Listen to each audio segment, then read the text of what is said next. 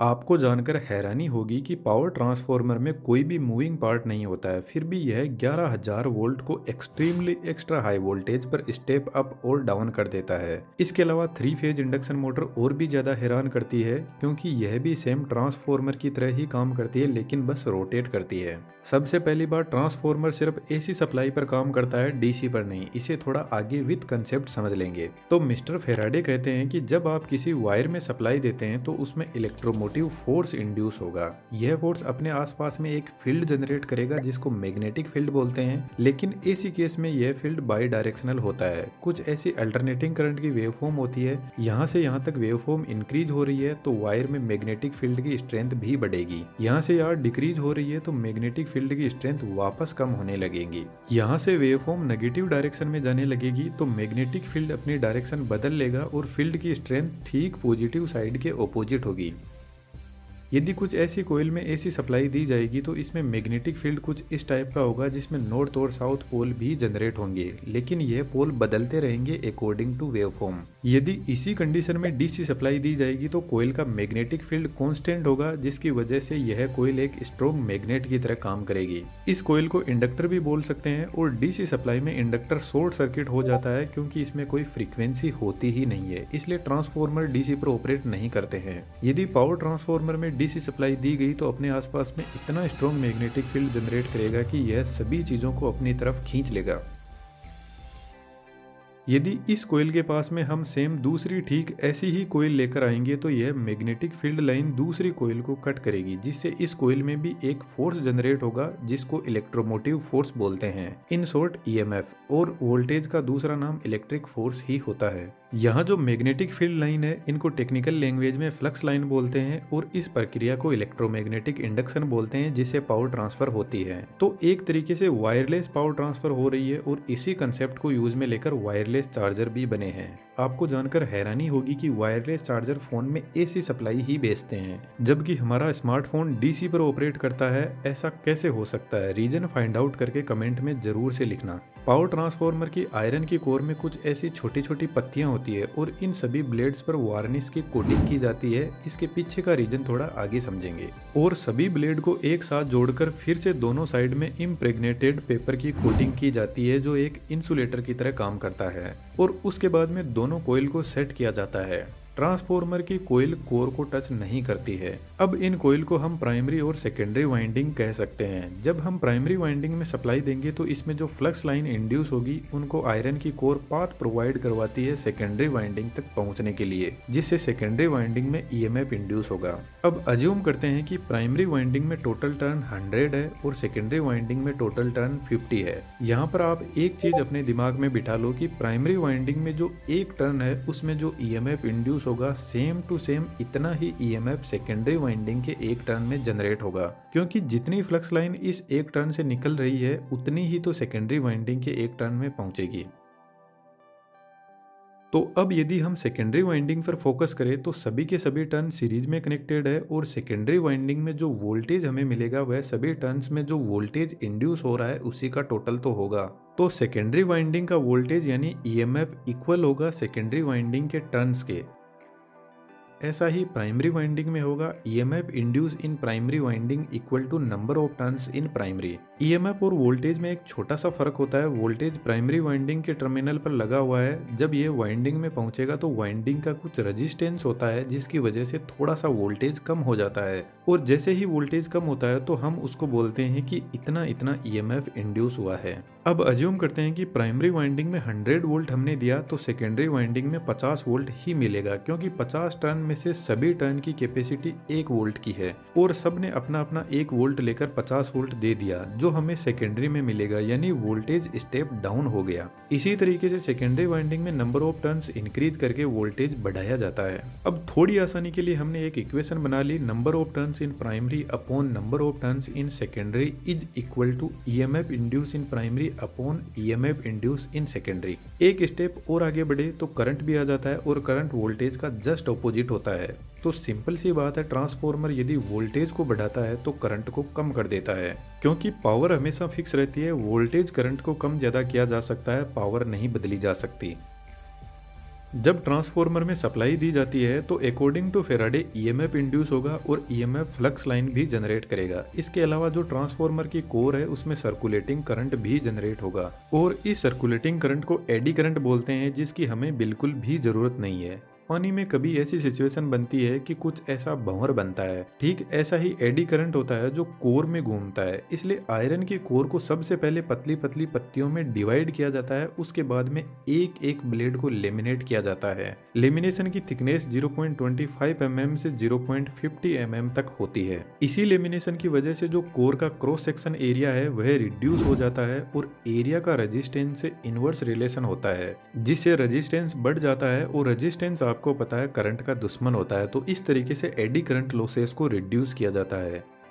Power transformer में जो iron की कोर होती है वह एक्चुअल में cold rolled green oriented silicon steel की बनी होती है, जो हिस्ट्रीसिस लॉसेस को रिड्यूस करती है। हिस्ट्रीसिस लॉसेस मैग्नेटिक फील्ड की डायरेक्शन बार बार चेंज हो रही है, इसी की वजह से इंड्यूस होते हैं। और आपको पता है जो ट्रांसफॉर्मर में हमिंग नॉइज सुनाई देती है वह इसी मैग्नेटिक फील्ड के बार बार चेंज होने की वजह से सुनाई देती है, जिसको मैग्नेटोस्ट्रिक्शन बोलते हैं। इस मैग्नेटोस्ट्रिक्शन की वजह से ट्रांसफॉर्मर की कोर एक्सपेंड और कॉन्ट्रैक्ट होती है, जो एक हमिंग नॉइज जनरेट करती है। इसके अलावा भी ट्रांसफॉर्मर में बहुत सारे लॉसेस होते हैं, लेकिन मेन यही है।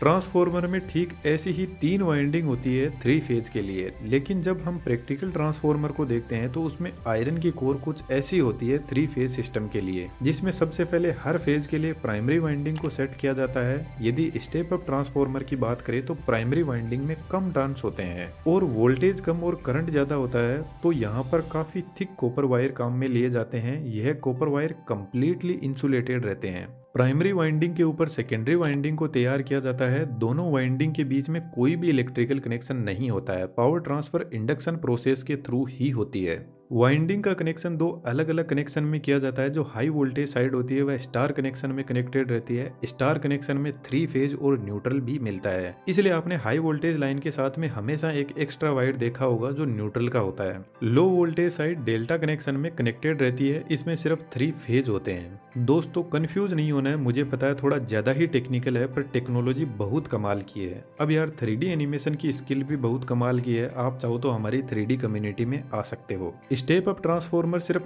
एक ही जगह यूज होता है, पावर प्लांट में, जहां इलेक्ट्रिसिटी जनरेट होती है। वहीं से वोल्टेज को बढ़ा दिया जाता है। उसके बाद में जितने भी ट्रांसफॉर्मर होते हैं वह सभी के सभी स्टेप डाउन होते हैं। और स्टेप डाउन ट्रांसफॉर्मर में हाई वोल्टेज साइड डेल्टा में और लो वोल्टेज साइड स्टार में कनेक्टेड रहती है।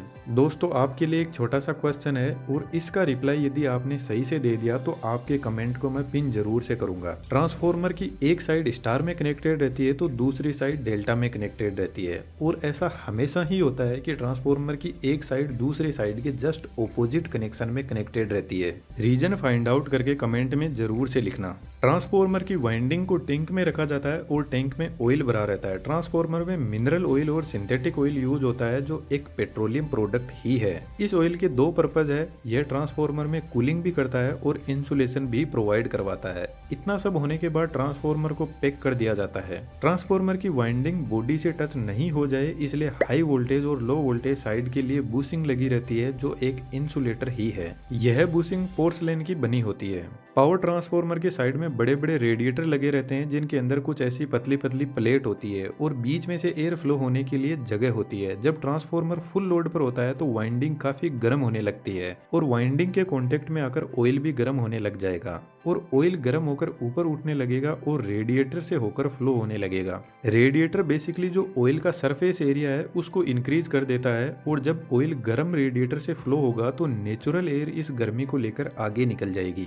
पावर ट्रांसफॉर्मर में कूलिंग के लिए रेडिएटर पर बड़े बड़े फैन भी लगे रहते हैं, जो ऑटोमेटिकली ऑपरेट करने लग जाते हैं जब ट्रांसफॉर्मर ज्यादा गर्म होता है। तो जब ट्रांसफॉर्मर अपने रेटेड टेम्परेचर से 10 डिग्री सेंटीग्रेड भी ऊपर चला जाता है तो इंसुलेशन की लाइफ हाफ हो जाती है। ट्रांसफॉर्मर के ऊपर एक बड़ा और टैंक लगा रहता है जिसको कंजर्वेटर बोलते हैं। इसमें ट्रांसफॉर्मर के लिए एक्सेस ऑयल भरा रहता है। यह टैंक ऑयल से आधा ही भरा रहता है, क्योंकि जब ट्रांसफॉर्मर फुल लोड पर होता है तो ऑयल गर्म होकर एक्सपेंड करने लगेगा। तो ऐसी कंडीशन में ट्रांसफॉर्मर कहीं फट ना जाए इसलिए ऑयल एक्सपेंड होकर कंजर्वेटर में चला जाता है। कंजर्वेटर से एक डिवाइस और कनेक्टेड रहती है जिसको ब्रीदर बोलते हैं। तो ऑयल एक्सपेंशन की वजह से गैस बाहर निकलेगी, उसको ब्रीदर से एनवायरनमेंट में छोड़ दिया जाता है। लेकिन ब्रीदर का काम कुछ और ही होता है। जब ट्रांसफार्मर का तेल ठंडा होगा तो वापस कॉन्ट्रैक्ट होने लगेगा और ट्रांसफार्मर बाहर से हवा को अंदर खींचेगा। इस कंडीशन में एनवायरनमेंट के अंदर एयर में बहुत ज्यादा मॉइस्चर कंटेंट होता है और यह मॉइस्चर ट्रांसफार्मर के ऑयल में चली गई तो वाइंडिंग डैमेज हो जाएगी। इसलिए ब्रीदर में सिलिका जेल भरा रहता है जो मॉइस्चर कंटेंट को एब्जॉर्ब कर लेता है।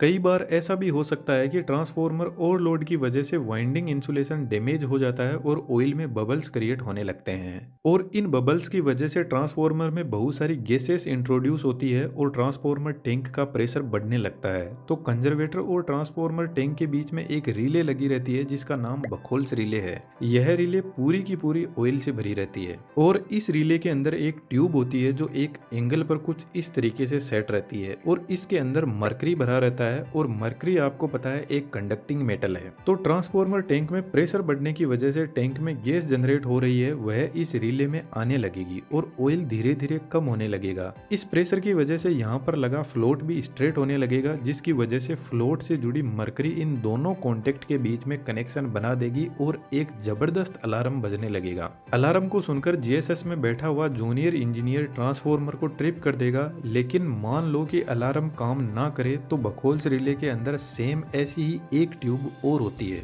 तो जब सीवियर फॉल्ट होता है तो गैसियस प्रेशर बढ़ने की वजह से ऑयल और नीचे आने लगेगा और यह स्विच भी एक्टिवेट हो जाएगा ठीक ऊपर वाले जैसे ही। इस स्विच का काम है ट्रांसफार्मर के पास लगे सर्किट ब्रेकर को सिग्नल भेजना जिससे सर्किट ब्रेकर ही ट्रांसफार्मर को ट्रिप कर देगा। एक वर्स्ट सिचुएशन और लेकर चलते हैं, मानकर चलते हैं कि सर्किट ब्रेकर भी ऑपरेट नहीं हुआ और टैंक के अंदर जबरदस्त ऑयल का प्रेशर क्रिएट हो गया। यदि यह टैंक फट गया तो ऑयल काफी गर्म है और काफी दूर में फैल जाएगा जिसकी वजह से फायर को बुझाना बहुत मुश्किल हो जाता है क्योंकि यह ऑयल एक पेट्रोलियम प्रोडक्ट ही है और एक 400 केवीए ट्रांसफार्मर में 450 लीटर ऑयल भरा रहता है। तो टैंक के ऊपर एक एक्सप्लोजिव वेंट लगा रहता है जिससे ऑयल जिस तरीके से हमारे घर में कुकर ऑपरेट होता है ठीक उसी तरीके से यह ऑपरेट होगा और हाई प्रेशर को बाहर रिलीज कर देगा। लेकिन जो पावर ट्रांसफार्मर होता है उसमें एक एक्स्ट्रा फीचर और होता है, ट्रांसफार्मर के पास में ही जमीन के अंदर टैंक बनाए जाते हैं। तो ऐसी कंडीशन में ऑयल ट्रांसफार्मर टैंक से इन्हीं टैंक के अंदर चला जाएगा और ट्रांसफार्मर ट्रिप हो जाएगा। लेकिन दोस्तों पावर ट्रांसफार्मर को स्टार्ट करना कोई आसान काम नहीं है। जब ट्रांसफार्मर को ऐसे ही स्टार्ट कर दिया जाता है तो हाई इनरस करंट जनरेट होता है जो फुल लोड करंट का 4 से 5 गुना होता है जो वाइंडिंग को डैमेज कर सकता है। इसलिए पावर ट्रांसफार्मर को हमेशा इस वेवफॉर्म के पीक पॉइंट पर स्टार्ट किया जाता है ताकि इनरस करंट को रिड्यूस किया जा सके। ट्रांसफार्मर को लाइन से कनेक्ट करने से पहले प्राइमरी वाइंडिंग की तरफ एक सर्किट ब्रेकर लगा रहता है फॉल्टी सिचुएशन में ट्रांसफार्मर को ट्रिप करने के लिए और उससे पहले लाइटिंग अरेस्टर लगा रहता है जो लो रेजिस्टिव पाथ प्रोवाइड करवाता है और लाइन में आ रहे एक्स्ट्रा सर्ज को ग्राउंड कर देता है। पावर ट्रांसफार्मर काफी हेवी और कॉस्टली इक्विपमेंट आते हैं, यदि ये डैमेज होते हैं तो बहुत सारे इक्विपमेंट को डैमेज कर देते हैं, इसलिए इनकी सेफ्टी बहुत जरूरी है। यदि आप इंजीनियरिंग फील्ड से हो तो एक बार पावर ट्रांसफार्मर 400 केवीए या 220 केवीए जीएसएस में जाकर जरूर से देखना, आपको बहुत कुछ सीखने को मिलेगा।